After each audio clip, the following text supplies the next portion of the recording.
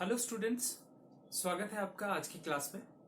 Last class में हमने discuss किया था बिटवीन, अमंग और इनसे जुड़े हुए कुछ कंफ्यूजन्स। आज की क्लास में भी हम प्रेपोजिशन ही देखेंगे और आज की क्लास में हम देखने वाले हैं कंपेयर विद या फिर कंपेयर टू। अक्सर ये कॉन्सेप्ट बच्चों को डिस्टर्ब करता है, कंफ्यूज करता है।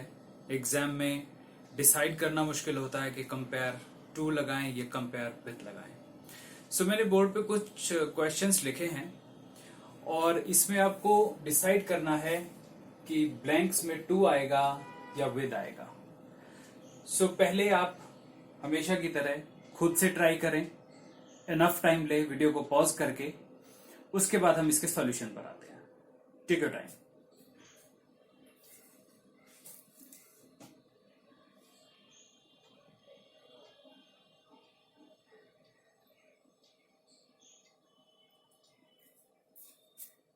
ओके गाइस, मैं उम्मीद करता हूं कि आपने वीडियो को पॉज करके सभी के आंसर बना लिए होंगे और अपनी एक अलग नोटपैड पे उनको नोट भी कर लिया होगा।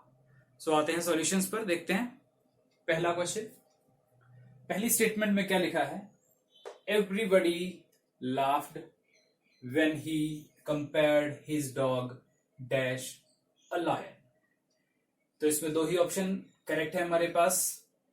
इनफैक्ट दो ऑप्शन अवेलेबल हैं। करेक्ट कौन सा है वो भी हम देखेंगे। सो टू लगाया है या विद लगाया है, आप चेक करिए। इसमें आना चाहिए, इसका आंसर है टू। अब बात करते हैं कि इसका आंसर विद क्यों नहीं है।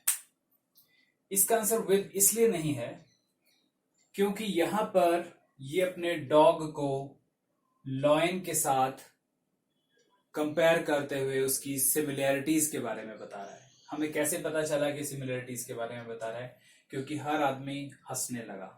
अगर हर आदमी हंसने लगा है तो जरूर इसने ये कहा होगा कि मेरा डॉग जो है वो लॉयन से मिलता जुलता है, मेरे डॉग में और लॉयन में बहुत सारी सिमिलैरिटीज हैं।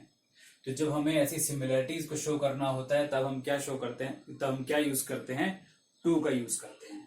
तो यहां पर इस कॉन्टेक्स्ट से हमें पता चला क्योंकि एवरीबडी लाफ्ड, क्योंकि हर कोई हंसा, इसलिए ऐसा होगा क्योंकि उसने अपने डॉग का कंपेयर एक लॉयन से किया और यहां पर आ गया टू, सिमिलैरिटी दिखाने के लिए। अब कोई बात समझ में आई? नेक्स्ट पर चलते हैं। The only Bollywood hero that can be compared. देखो, इकलौता बॉलीवुड का हीरो जिसे हम कंपेयर कर सकते हैं जॉनी डेप के साथ। जॉनी डेप एक बहुत मशहूर हीरो है हॉलीवुड के। उसके साथ हम एक ही बॉलीवुड का हीरो जिसे कंपेयर करते हैं वो है आमिर खान, डिस्पाइट डिफरेंसेस। अब इसमें आपको डिफरेंसेस नजर आ रहे हैं, राइट? तो इसका ऑब्वियस आंसर क्या होना चाहिए? अगर डिफरेंसेस आते हैं तो इसका आंसर होना चाहिए विद।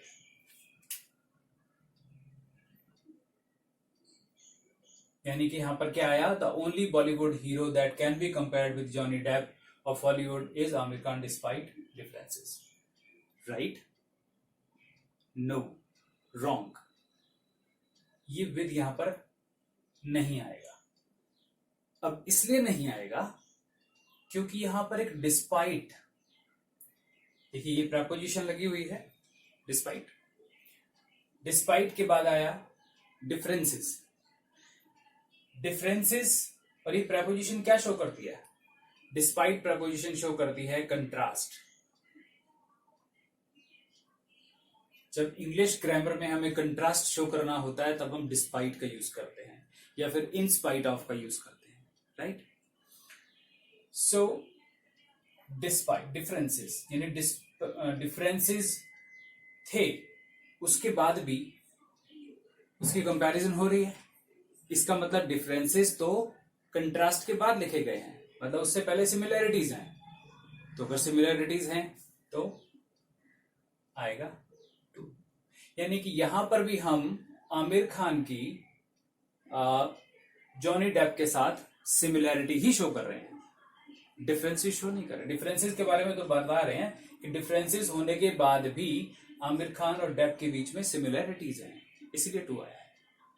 करेक्ट? ये डिफरेंसेस देख के इस वर्ड को देखने के बाद कंफ्यूज होने की जरूरत नहीं है, कॉन्टेक्स्ट को समझने की जरूरत है। Next, whenever he tries to compare his writing style, जब भी वो ट्राई करता है कि वो कंपेयर करे अपने राइटिंग स्टाइल को किससे, dash that of Salman Rushdie, जो सलमान रश्दी हैं, एक राइटर है बहुत पॉपुलर से, उनके साथ वो कंपेयर करने की कोशिश करता है अपने राइटिंग स्टाइल को।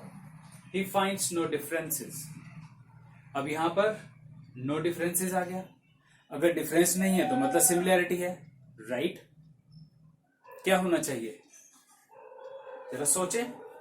अगर नो डिफरेंसेस हैं तो इसका मतलब सिमिलैरिटीज हैं, तो इसका मतलब यहां पर क्या आना चाहिए, यहां पर ऑब्वियसली 2 आना चाहिए।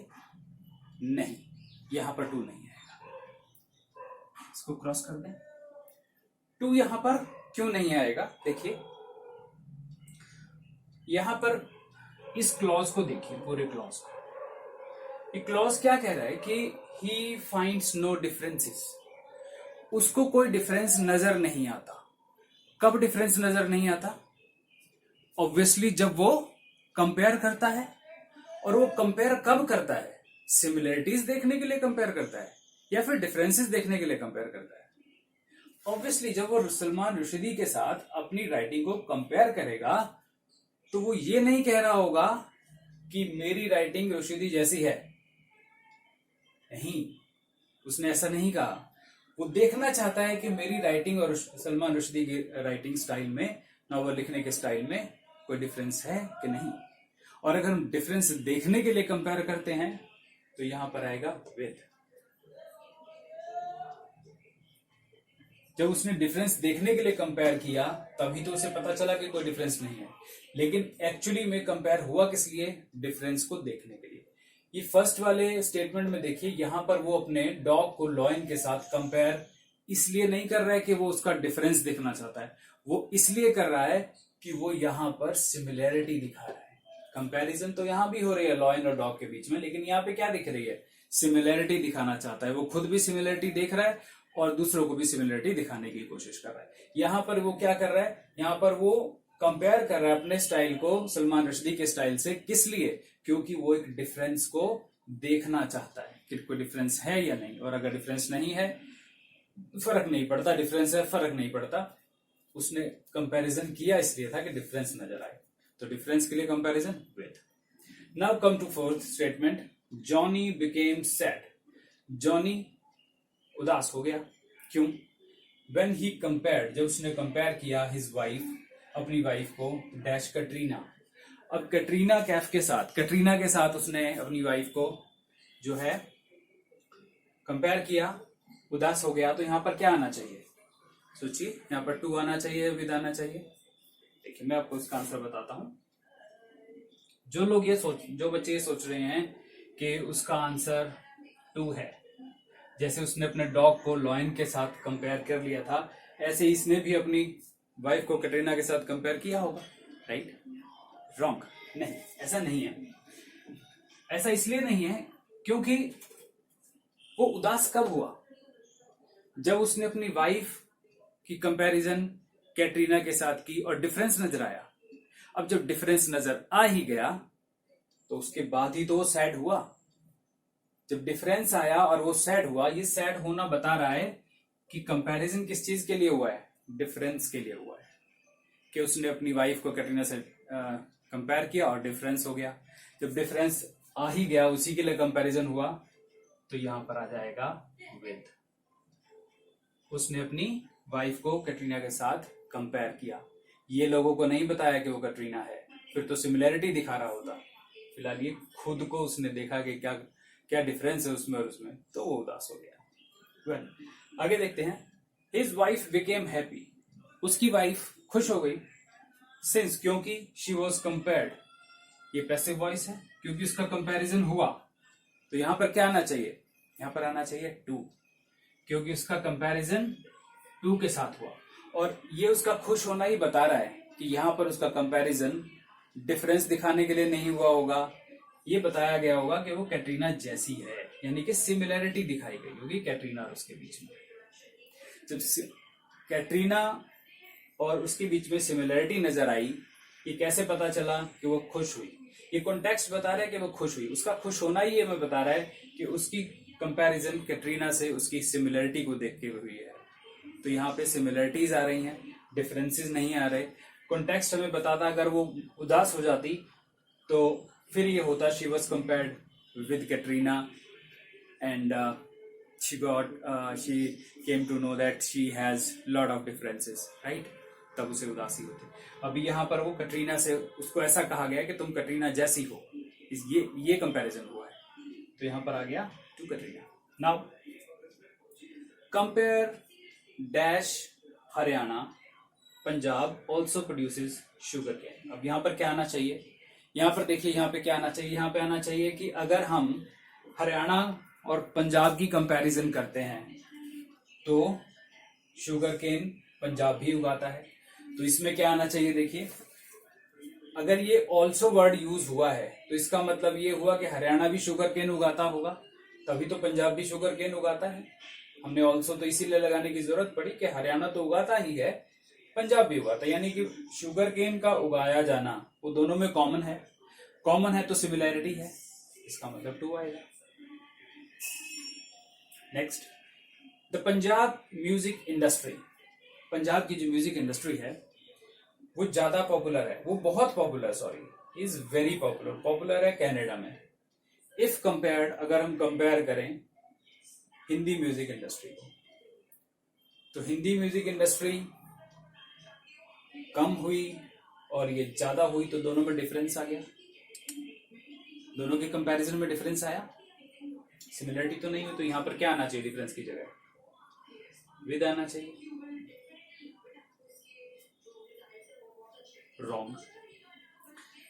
क्यों नहीं आएगा विद? बेशक डिफरेंसेस नजर आ रहे हैं फिर भी नहीं आएगा, क्योंकि ऐसा होता है जब हम ये इफ कंपेयर्ड लगाते हैं या हम लगाते हैं एज कंपेयर्ड, तो ये एक फ्रेज होती है एज कंपेयर टू,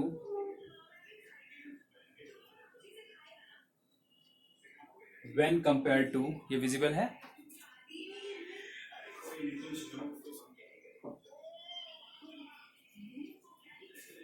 और इफ कंपेयर्ड।